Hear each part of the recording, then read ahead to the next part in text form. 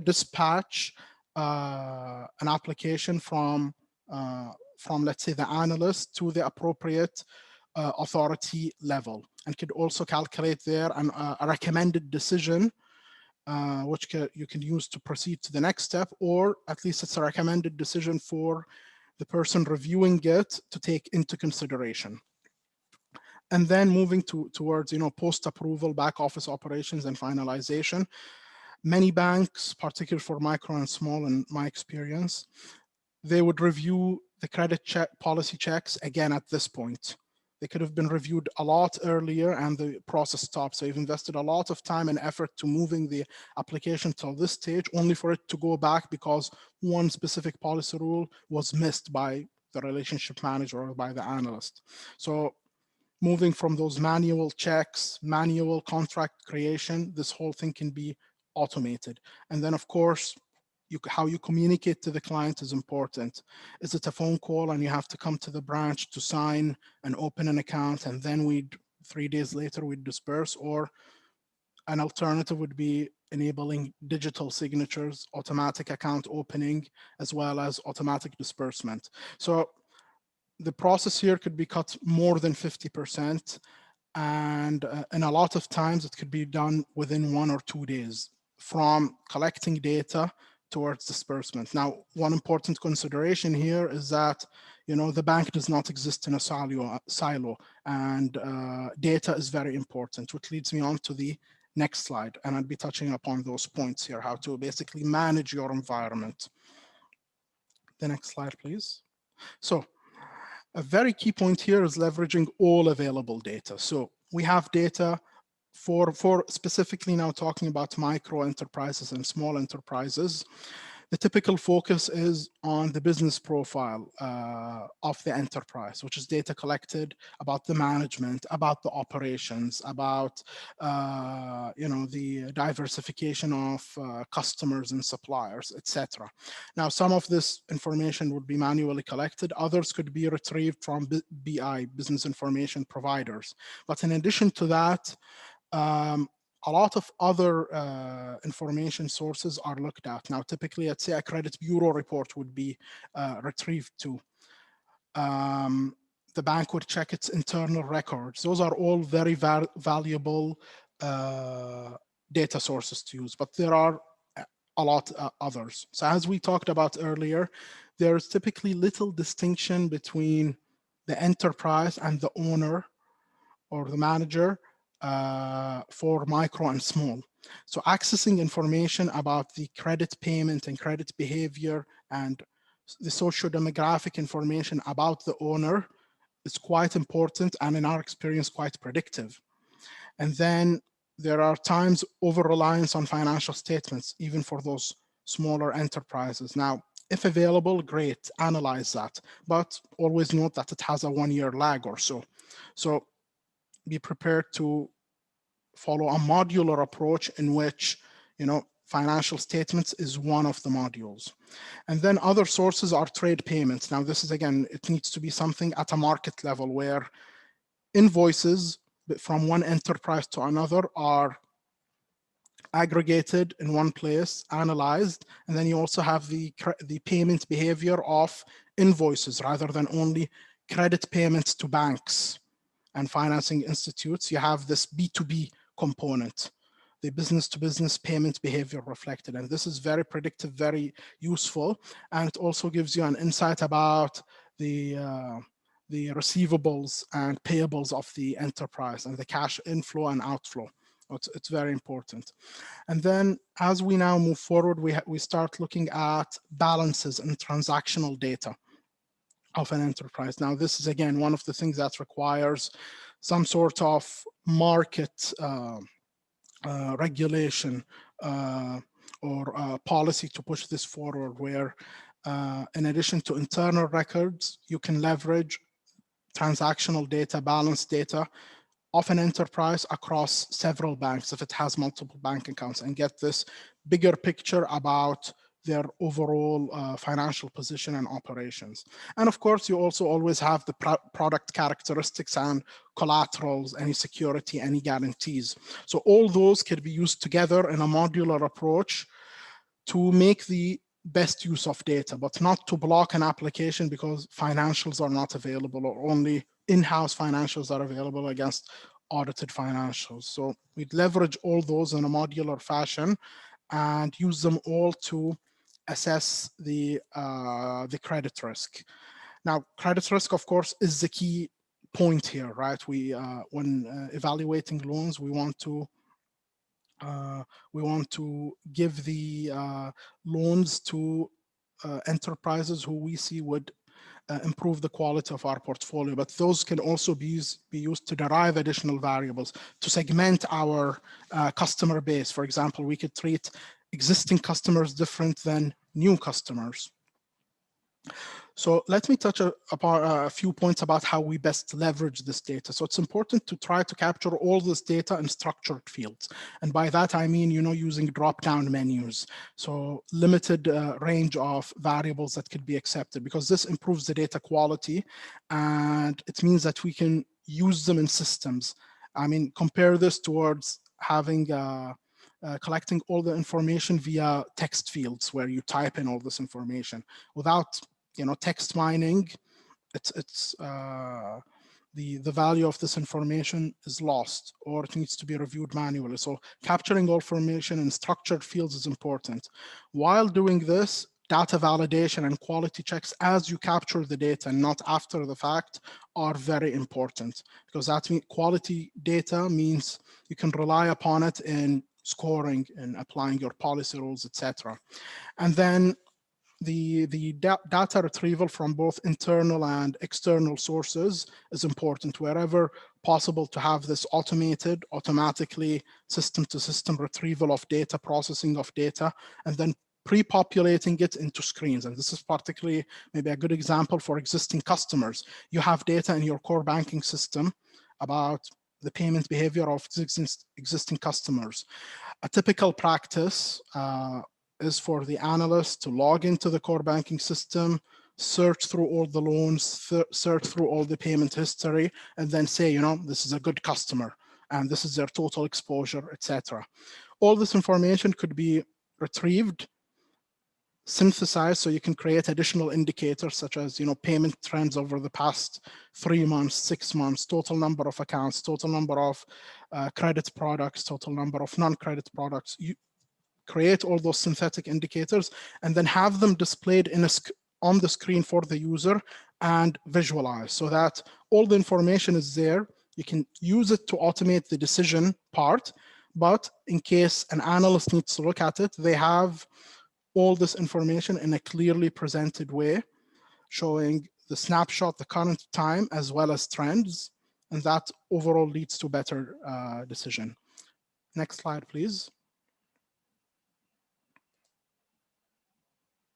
So just a note on automation. I'll be very brief on this slide. So typically, when we say automation, I notice a lot of clients thinking it means I need to have I need to take a decision automatically on the application. Is it an accept? Is it a reject? In those boxes I've put here on the slide, the aim here is to widen what we mean by automation. Automation could mean creating an application automatically because I've sourced it through a mobile system or a web page. The client has logged in, put in some details, requested a loan, and that routes the application from this channel to my loan origination system, automatically creates the application, automatically fills in screens, automatically assigns it to relationship manager 1 in branch X for them to look at. So this is an example of automation. It's not only what decision do I take on the application.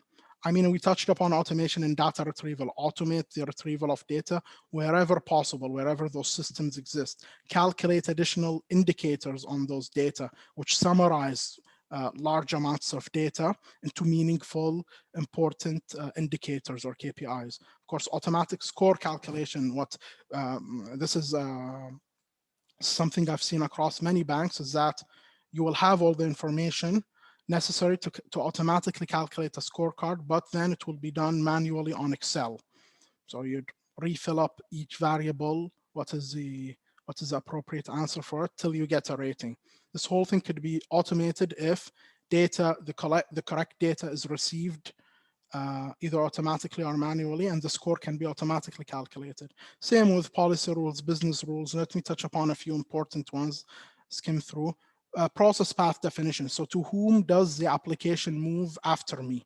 Rather than me assigning it to a specific person or a team based on specific rules, this could be predefined, and the application could automatically be dispatched to them, and an automatic notification could be given to them. And even in terms of SLA management, if they do not open it after, I don't know, a few hours or one day, an automatic notification is there. Now, of course, you also have many examples: loan pricing, credit limit calculation, even automatic opening, account opening, and loan disbursement.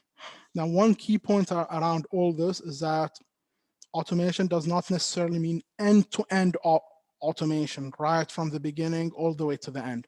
It could mean you can take it as an evolution. Wherever you're able to automate, you automate and get the leverage of synergies and then get the benefit of those. Of course, for some segments, it's easier to automate. Whenever you have existing data, whenever you have data that you can retrieve from other systems and is treatable. So it's not text, it is structured data that has specific meaning. You can those are some of the things that help in those in the automation journey, the end-to-end automation journey.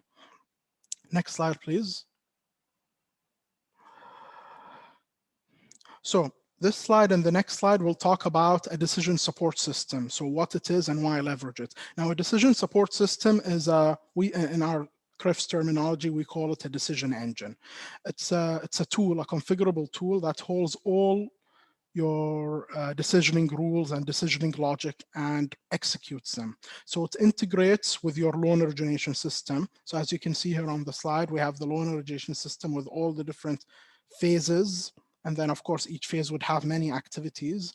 And this loan origination system would orchestrate the entire process. So it would retrieve data, send data from internal and external systems.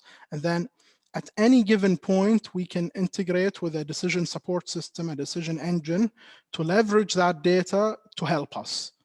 And typically, the help here is that it performs a lot of calculations. It takes all the needed decisions at any given point. And it is therefore a vital component for the automation process. So just to give a few examples. We are in the pre-screening and qualification stage. We have just received some information from the client in the previous step.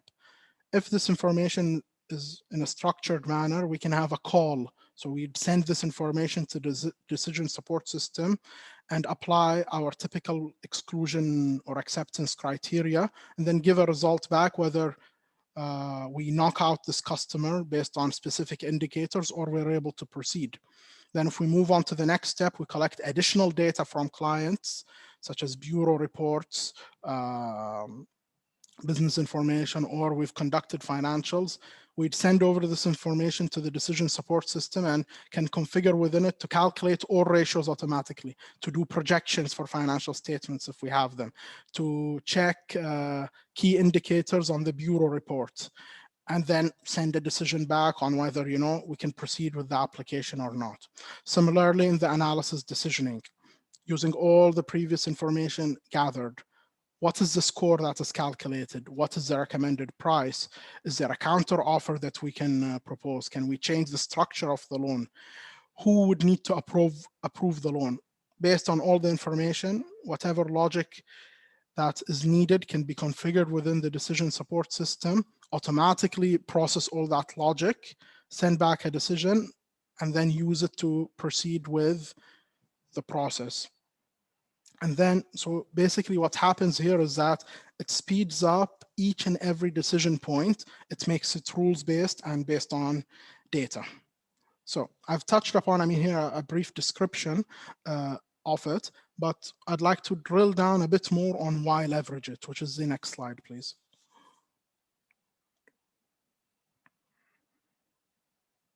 So I've put things here into 6 different categories. The first is configurability and testing. So it comes as a this solution enables the bank to configure whatever they want on them within it. It means that there is no one size, one typical way of decisioning that would be applied to all banks. So we'd apply your scorecard, your policy rules, your authority matrix configured within it. And then as you configure, you can test as you go to make sure that everything works fine. So it has this designer tool with it that allows you to configure what you need without hard coding, without coding. So it could be done by business users. And you can test whatever is configured. And this gives you the ability to not need IT or the vendor for making changes. Of course, this is an internal decision. Some banks, although it is a business-friendly tool, would give this to IT or outsource it to a vendor to do this. But you have the option here of doing it. Second point is that it centralizes the entire enterprise decisioning process. So one single installation of a decision support system or a decision engine is sufficient for the entire enterprise. It's a matter of licensing typically. It can cover all client segments, so retail as well as commercial as well as corporate. It centralizes all the decisioning rules. So as I mentioned earlier, there is no hard coding here. And whenever you do have hard coding, you would hard code some policy rules in step 2 and then some others in a further step. Okay, what you do here is that everything is maintained in one central location, and therefore it is accessible from there. Any changes you need to do, you need to go to one specific place. You know where it is, you know what to change, it's all documented, rather than having it hard-coded, making it hard to change, as well as spread out throughout the organization, not centralized. Third point, which is not really our focus for this presentation, which is originations, right?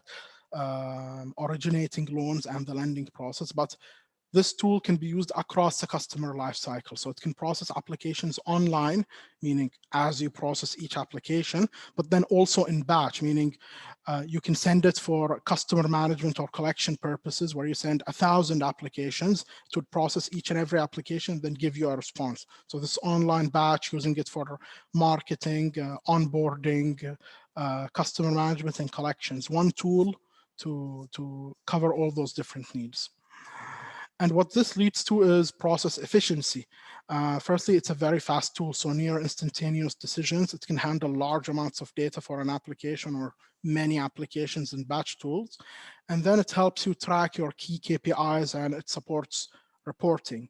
And reporting can then be used to continuously improve the decisioning logic that you have configured within, making the overall process more efficient. Next is this governance and compliance. So whatever you configure within it, whatever you say, this is my decisioning logic, this is my scorecard, this is my policy rule, this is my authority matrix, this is my segmentation, etc. Whatever you configure within it at time 1, an automatic document is creation detailing everything you have configured.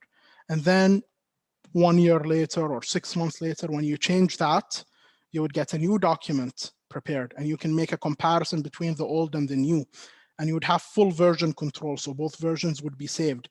In the event that you needed to revert back, it's simply a matter of deploying the previous one, again, in a very easy manner. And then, of course, here as part of compliance, you have full control over users who can access it, who can come in and have a read-only view, who can come and change, who can deploy it into the real environment. So those are regulatory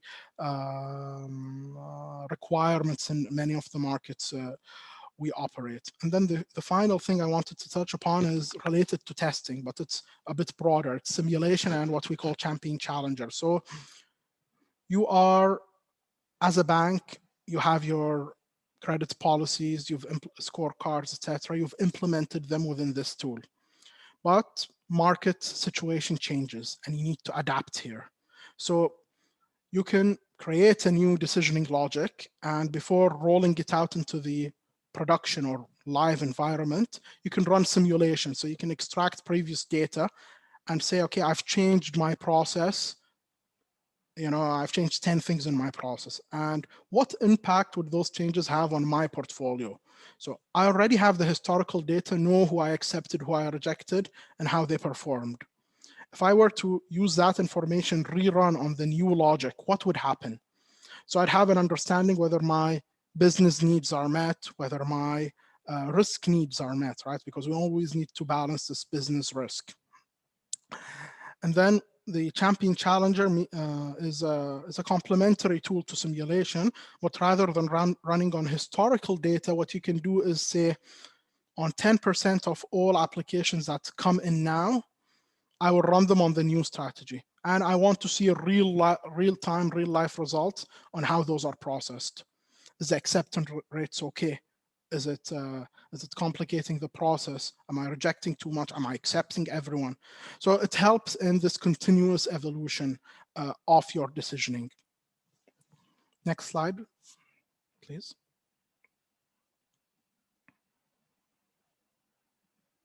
So the title here is that it's an evolution. This digital transformation is a journey. It's a process. It takes time, and several key elements need to be taken into consideration when embarking on this. Firstly, the needs. What are the current and future needs of the bank? What are your current investment priorities? Is there an opportunity existing for you to expand? If you do take this opportunity, do you have the sufficient size of operations to justify the change, to justify the cost? This is quite important. Has an assessment been conducted on the needs of the bank and whether, to what extent the transformation is needed and would add value? And then two, the bank does not operate in silo, right? It operates within the overall market. So what is the availability of external data? When available, in what format is it available? Can I retrieve it automatically? This is one part, data availability. Like I said, bureau data, open banking, all those. Then two is a regulatory aspect. For example, open banking is something new. Has it been regulated? Is there any risk in taking this up? So all those different things speed up or restrict the transformation, the realization of some of those benefits. Third is that legacy systems. So banks operate on many different tools to move a loan from being applied to all the way to approval, and then once approved to monitoring to collection. You have many systems, and obviously improving and transforming the lending systems, typically the decision support system and the loan origination system, may mean that we need to update our portfolio monitoring capabilities too. May mean we need a new core banking system. So there needs to be an understanding of the overall banking, technology infrastructure. Can the existing infrastructure and technology be used to achieve the goals, or is a change needed? If I change, can I realize all the benefits or part of the benefits if I change one system as against to a couple? And then, of course, the cost implications of this, the training, the cultural resistance are all taken into consideration here. Data, I think we touched upon quite a bit. Internal data, external data, its availability, the quality, how can I best use it? Typically external data also has a charge. Does it make sense for me to retrieve this data or not? And then I look at all the analytics tools. So let's assume I have the data, I have the systems. Am I making the best use out of them? Okay, how can I improve that?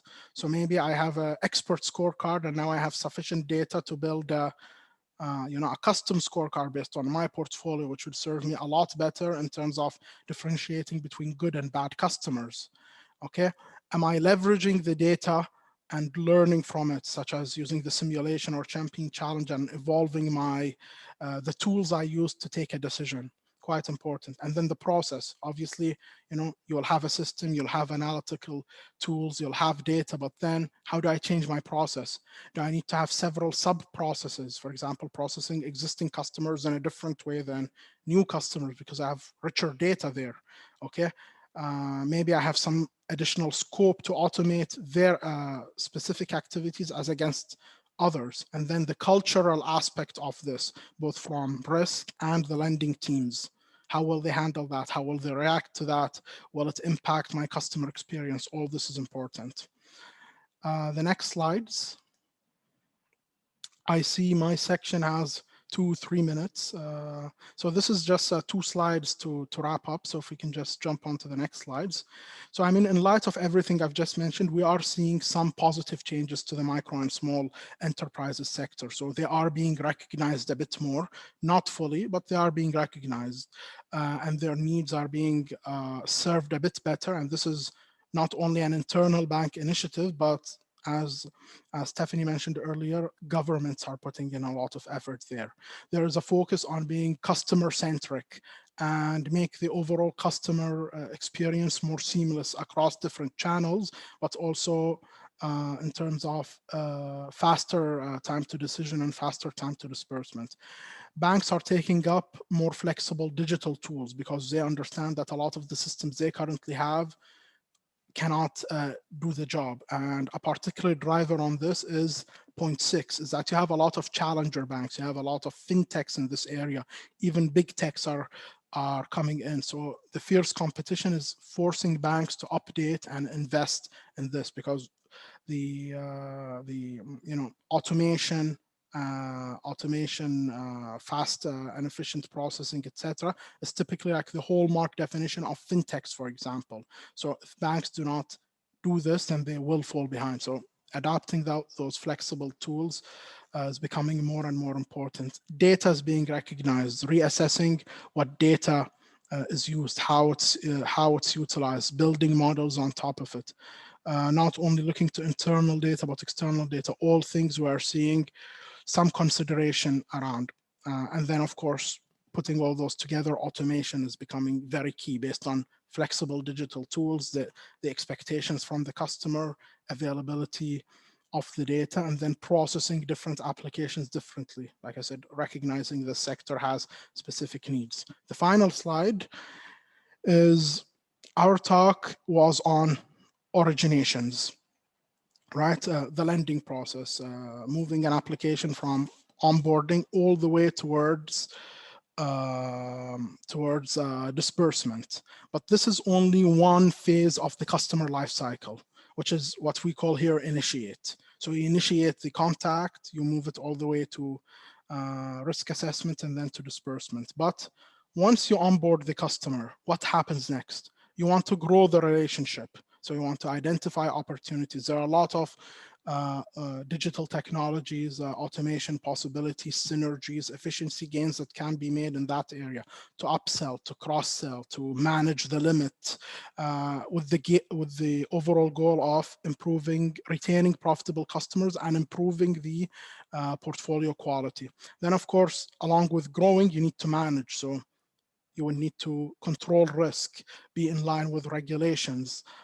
So you could automatically calculate expected credit losses, impairments, have early warning models based on behavioral scorecards and whatnot. So you'd manage, and then you'd manage the customers very well. And then in the event that customers fall into delinquency, how would you collect? Again, dedicated tools there, dedicated scorecards, dedicated suppression rules, etc., to basically segment the portfolio and then treat different customers differently in a way that maximizes recovery and cash flow for the business. So originations is one part. It's very important to control the risk there, but we really need to also focus about the entire customer life cycle. And there are a lot, there are a lot of tools for that.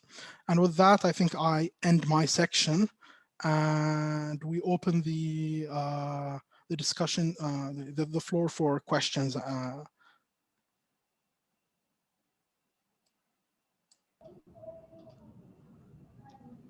Thank you very much, Stephanie and Mohammed, for sharing all these valuable strategies. Thank Now you. we may actually begin answering the questions from the audience. Actually, we reached around 150 audience, and we gathered a lot of questions. So thank you very much for participating, everyone. I picked the first question, and this is for you, Mohammed. The question is, Yes. what are the What other scorecards can be used to support lending decision? Okay, very good question. So typically, let's say curve terminology, we have a we call them ABC. So application scorecard, behavioral scorecard, collection scorecards. What I touched upon today is application scorecard. So we have application or origination scorecards, which assess the risk of the customer at the time they are applying for the loan. Okay, but let's take different types of customers. So I could have a completely new customer in which I do not have some previous information on. So I'm kind of limited to this application scorecard. But for existing customers, I do have a lot of data internally as a bank, without now talking about external data. Internally as a bank, I have their payment behavior over the past period. I know what products they've taken up. I know what products they've inquired. I know how they've responded to my marketing campaigns, etc. Okay, so typically using the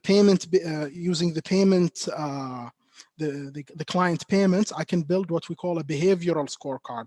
So it indicates the risk of customers based on how they actually pay me as a bank. So in addition to the application scorecard, I use this behavioral scorecard. Another example based on internal data is what is the likelihood of customer uptake? So if I were to offer a new loan to a customer, a new product to a customer, a credit card, what is the likelihood that they would take that? This is called a propensity scorecard with the aim of cross-sell or even sometimes upsell, right? I have an existing product and maybe I want to increase the limit for that product. So you can have dedicated propensity scorecards, which give you the business sense, right? We talked about managing risk using application scorecard and credit worthiness, but we can also add this dimension of propensity scorecards. What is which customers have a high likelihood to take up new loans. And then a third, I would say, based on external data, is that a credit bureau score. So you can use a credit bureau score in addition to the application scorecards, because it gives you other information that is external to you, the payment behavior of all those customers with external banks. And I can give you here a real example from my personal professional experience, is that we would have a customer come in and we'd assess them, and they wouldn't seem well, let's say. They're a risky customer. When we look at their credit bureau report, their payment is perfect. So we notice this as a market that, for a specific bank, customers take it a bit easier in terms of payment and delaying payments because it's government owned. Okay, so I mean, this visibility from the credit bureau report and the credit score that summarizes all the credit bureau information gives you visibility that the customer actually is able to pay. But if you only leverage the application scorecard, you'd see that they are a risky customer or even a good customer. And you may want to develop custom ways of dealing with those customers. So a person who has high risk based on application data and high risk based on bureau data is maybe a reject. It's not within my risk appetite as a bank. But maybe a customer with medium risk based on what they have, disclosed to me as part of the application, and very low risk based on the bureau data would be one I'm willing to take up. And maybe I would limit the exposure or request additional securities, play around with the terms and conditions, but having this extra scorecard would help support the decision. I hope that answers the question. Perfect. Thank you very much, Mohammed. And the next question is for you, Steph. The question is, how does BSP or central bank limit MSME loans as alternative compliance to reserve requirement affect lending to this sector? Okay. Well, thank you for that question. Um, well, to answer it first, when BSP put a cap of 300 billion to MSME loans acceptable as alternative compliance to the reserve requirement, it gives us an idea that indeed BSP sees this MSME loan growing that big within the next 1 or 2 years until 2022, right? So how does it affect the lenders? Firstly, there would be definitely competition. You know, if I have a lot of cash and BSP puts this cap on the amount that can be lent out to the sector, then as part of the compliance, then I would definitely have to make sure that my process is very quick so that I won't lose to my competition. So to answer it, two things. One, we can look into a positive outlook into this sector. And second, we need to have in place all these tools that Mohammed mentioned, so that when there's already a pickup in volume or the demand for MSME loans, then the bank is already ready to take into this additional MSME loans. Thank you for that. Have to admit, sorry about that. Okay, thank you very much, Steph, for that. And also Mohammed for sharing your insights for today. And thank you everyone for joining our very first webinar. We're very happy to have you now. And if you do have other questions, you can actually contact us through the information that you see in your screen right now, or you may visit our website, or you may actually check out our Facebook or LinkedIn page to get global and daily updates about GRIF. And in behalf of GRIF and our presenters, I'd like to say thank you very much again, and we'll definitely keep you posted on the schedules of our next webinars. Everyone, have a great evening, and thank you for joining. Bye.